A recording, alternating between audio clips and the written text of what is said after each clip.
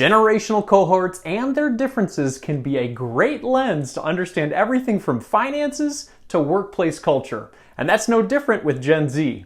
There are stereotypes and beliefs that may fuel misunderstandings amongst those who are labeled Baby Boomers, Gen X, Millennials, and Gen Z. If you're here looking for a quick answer on what is the Gen Z age range, well, here you go. Gen Z age range is roughly 10 years old to 25 years old today. However, the lower end of this generation is subject to change. It took years before the millennial age range was finalized, right? In this video, let's dive into what this means and why you should actually care. Hey everyone, this is Andy Hill with The College Investor, investing and personal finance for millennials. If you're new to the channel and like what you hear, please hit subscribe so you're ready when our next video comes out. Thanks. Okay, why is there a need to understand generational differences in the first place? Well, you might be curious about where you fall within your specific generation. Do you agree with work and financial sentiments? Are you ahead or behind the curve when it comes to these generational sentiments? It makes sense to understand how your specific cohort lives. What kind of income do they earn? How much do they owe in student loans? From a business perspective, knowing specific generational behaviors and how social media or technology is being used, for example, could be highly relevant for a product or service. Also, companies that are in dire need of qualified employees might want to understand the aspirations and concerns faced by a specific generation. Let's go over some generational quick facts. Here are some typical incomes and debt faced by average millennial and Gen Z. As you can see by this graph, as of now, millennials are among the highest wage earners in the United States, and they are the most educated. Gen Z is just launching into the workforce, but so far has lower student debt loads than millennials. Of course, these numbers could change. In particular, we may see more members of Gen Z returning to school and taking on debt to complete their formal education.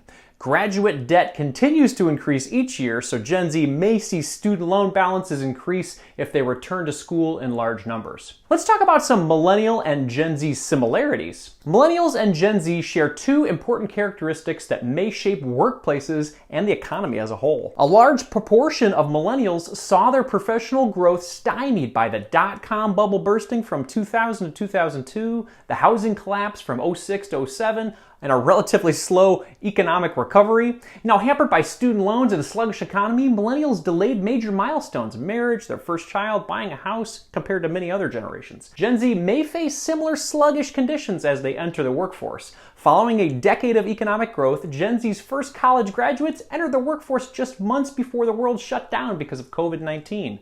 The current recessionary conditions may also hamper growth for Gen Z as they enter the workforce. Earning extra income outside of the day job may prove to be a necessity for many members of Gen Z. Millennials came of age during the first internet explosion and were some of the earliest adopters of social media platforms. Gen Z grew up with internet technology around them, including streaming platforms and other forms of on-demand entertainment. Digital-first forms of communication like instant message, Zoom, or text have already infiltrated American workplaces. Gen Z is sure to influence future communication patterns, though they may revolt against the always-on culture and help regulate the constant flow of information. 70% of Gen Zers want the government to do more to solve societal problems. Additionally, 64% of millennials want the same thing. Despite their age, Gen Zers have been lauded for their activism on human rights, climate change, and a general desire to lean into activism. Now let's talk about some millennial and Gen Z differences. While millennials and Gen Z share some similarities, the two cohorts may differ on some important points. At this point, millennials have the most formal education of any generation. As of 2020, 39% had college degrees. By contrast, Gen Z may be wary of the costs and benefits associated with a four-year degree. The pandemic shutdowns dramatically reduced college enrollment among Gen Z, with nearly 1 million fewer students enrolling in post-secondary education between 2019 and 2021. It remains to be determined whether Gen Z will continue this trend or reverse as COVID-based restrictions continue to loosen. If Gen Z reverses the trend toward increasing formal education, the generation may avoid the burdensome debt that plagues so many millennials. Another big difference is millennials may receive a large inheritance. Between 2021 and 2045, millennials are likely to be the largest recipients of the Great Wealth Transfer. Boomers currently have more than $70 trillion in assets that will likely be bequeathed to their millennial children. However, this wealth is largely concentrated among the ultra-wealthy and may not have broad implications for typical millennials.